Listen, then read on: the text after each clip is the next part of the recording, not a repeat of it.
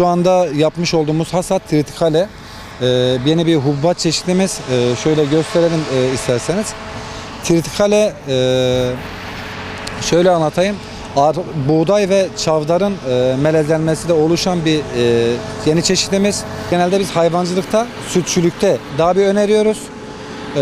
Buğday ve arpanın örneğin dönümde 350-400 kilogram alındığı şeylerde tarlalarımızda bunun 2 katına çıkan verimli sebebiyle, ondan sonra bir de sütçülükte özellikle veriminin yüksek olması sebebiyle biz tritikaleyi öneriyoruz. Tabii bizim buraların biraz daha kıraç olması, susuz alanların biraz daha fazla olması sebebiyle biz tritikaleyi de yani buğday ve arpaya nazaran daha önde tuttuğumuz için yeni yaptığımız çalışmalar sonucunda artık tabii verimini de gördükten sonra çiftçilerimize önerimiz bu konuda biraz daha böyle toleranslı, biraz daha yani ileriye yönelik yani süt hayvancılığında özellikle bunu kullanmaları, bunu ekmeleri, yani süt hayvancılığında verimi yükselttiği için, yani arpa ve buğdaydan daha fazla faydası olduğu için biz özellikle bunu öneriyoruz. Tabii aynı zamanda tritikaleyi bisküvi yapımında, yani şu anda dünya üzerinde bisküvi yapımında tritikale ön planda. Tritikaleyi şey olarak kullanıyorlar, ham madde olarak kullanıyorlar. Biz çiftçilerimize şunu söylüyoruz. Tarım Kredi olarak biz her zaman çiftçilerimizin yanındayız. Gübre desteğinde olsun, tohum desteğinde olsun, mazot desteğinde olsun. Biz bundan sonra çiftçilerimizle daha birebir çiftçilerimizi bekliyoruz. Her türlü ihtiyaçlarını karşılama babında her zaman çiftçilerimizin yanındayız. Ham madde fiyatları çok yükseldi. Yani çiftçilikte şu anda hayvancılıkta girdiler çok yükseldi. Dolayısıyla bizim yapmamız gereken şey şu. Ben özellikle üstüne basa basa bunu söylüyorum. Üretim, üretim, üretim. Yani biz kendimizi üretmediğimiz sürece, sürekli dışa bağımlı olduğumuz süre zarfında biz hiçbir şey bu saatten sonra kazanamayız. Bizim kendimizin üretmesi lazım, ekmemiz lazım, biçmemiz lazım. Yani şimdi hani şöyle ovayı gösterdiğimiz zaman bütün ovamız şu anda müsait, dağlarımız müsait. Ekelim ya, dağ taş demeden ekelim. Yani lütfen sizden ricam, bütün çiftçilerimizden ricamız ekelim. Çünkü sürekli biz dışa bağımlıyız. Yemimizi dışarıdan alıyoruz. Kaba yemimizi dışarıdan alıyoruz. Yani otumuzu, samanımızı biz dışarıdan alıyoruz. Ama arazilerimiz boşta. Yani benim çiftçilere tavsiyem şu. Gelin sürekli ekelim. Biz her türlü sizin yanınızdayız. Yani bugün Bingöl'de Tarım Kredi olarak, Tarım İl Müdürlüğü olarak, Orman İl Müdürlüğü olarak biz çiftçilerimize her türlü desteğe varız. Yeter ki çiftçilerimiz elinden geleni yapsınlar.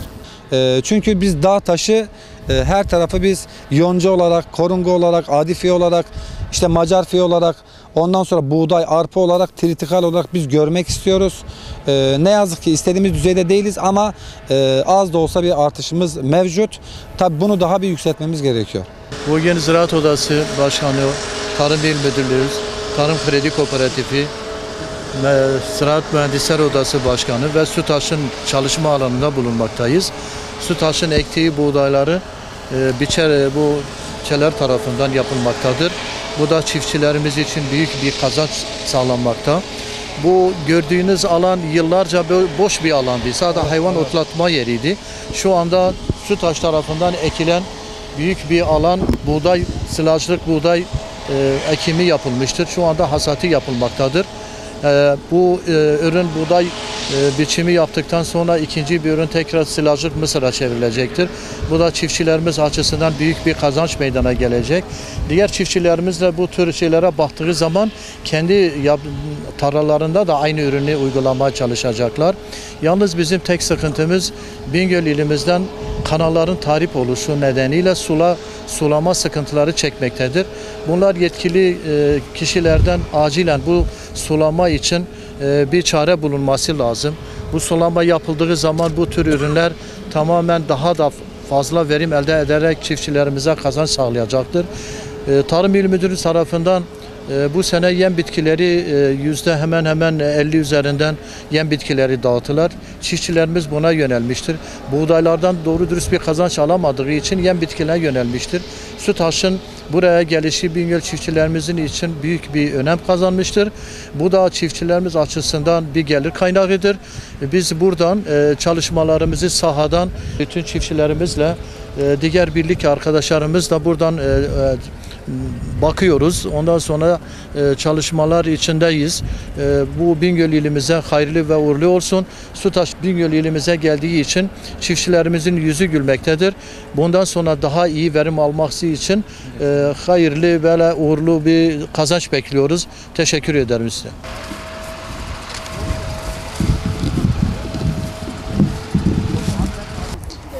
Bulunmuş olduğumuz alanda silajlık tritikale ekimi gerçekleşmiş ve şu anda hasadı gerçekleşiyor.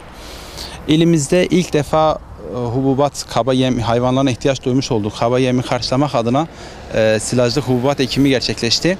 Ve şu anda bunun hasadı gerçekleşiyor. Bu bize nasıl bir avantaj sağlıyor? Bunun şöyle bir avantajı var. Çiftçilerimiz daha evvel daneye ekmiş oldukları ürünü yılda sadece bir defa topraklarını değerlendirebiliyorlardı. Hububatı silaja biçmeleri neticesinde 2 defa ürünün hasat etme imkanı bulacaklar. Nasıl?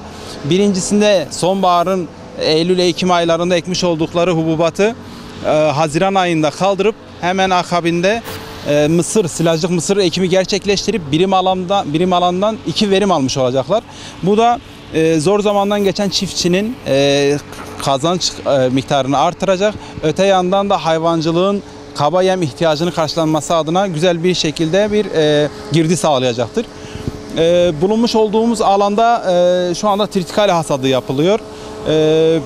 Bu alandan beklemiş olduğumuz birim alandan, yani dekardan beklemiş olduğumuz ürün 2 tona yakın bir tonaj. Bunun hemen sonrasında silajlık mısır ekilecek bu alanda. Onu da Ekim ayının 5'ine kadar hasat etmeyi planlıyoruz.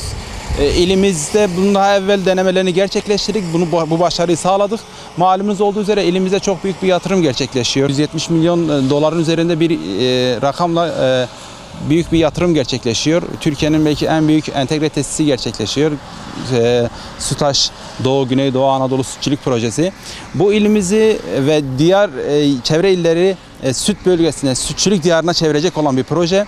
Burada da çok ciddi kaba yem ihtiyaçları, hayvanların ihtiyaç duyacağı yem alanları ihtiyacı olacak. Çiftçimiz daha evvel yapmadığı işleri burada yapacak. Kazanç sağlayacak bununla.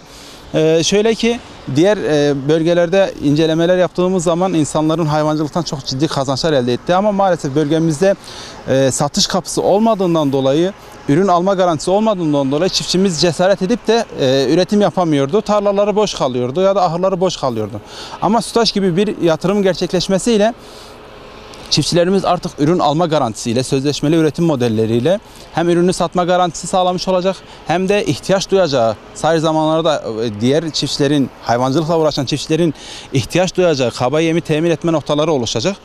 Bu bizim ilimizin seçilmesi çok büyük bir şans, çok büyük bir nimet. İnşallah bunu en güzel şekilde değerlendirecek çiftçilerimiz. Biz Bingöllüler olarak bu yatırımın arkasında durduğumuzu, çiftçilerimizin yanında durduğumuzu her platformda dile getiriyoruz. Bunun her zaman yanında olacağız. Bütün emeğimizi, bütün çabamızı buna sarf edeceğiz. Kendimiz gece saatlerine kadar görmüşsünüzdür. Bu alanlarda çalışıp çiftçilerimize bu yayımları yapıyoruz. Sizlere de teşekkür ediyoruz. Bu işlere ehemmiyet gösterip bunların yayımını yapıyorsunuz. Bunların yayınlıyorsunuz. İnsanlara bunun cesaretini veriyorsunuz. Bir iki yıl içerisinde Bingöl'ün çehresinin çok hızlı bir şekilde değiştiğini hepimiz nasip olursa şahit olacağız buna. Çiftçilerimiz bu konuda umut varlar. Bizler de umut varız. Kendilerinin her türlü desteği sağlayan Tarım İl Müdürlüğü olsun, Tarım Kredi Kooperatif Müdürlükleri olsun, diğer ziraat odaları olsun, diğer tarım paydaşlarının vermiş olduğu üstün destekler, üstün gayretlerle çiftçilerimiz daha bir cesaretleniyorlar. Tabii sıkıntılarımız yok mu? Var. Elbette ki bu bölgede su sıkıntısı en büyük problem. İlimiz yağış oranıyla Türkiye ortalamasının üzerinde bir yer olmasına rağmen çiftçilerimiz bütün tarlalarını sulayamamakta. Bunun en büyük sebebi de yatırımların, yani doğru yapılmayışı, yatırımların zamanında yapılmayışı, kanallar tahrip olan kanalların tahribatlarının giderilmeyişi.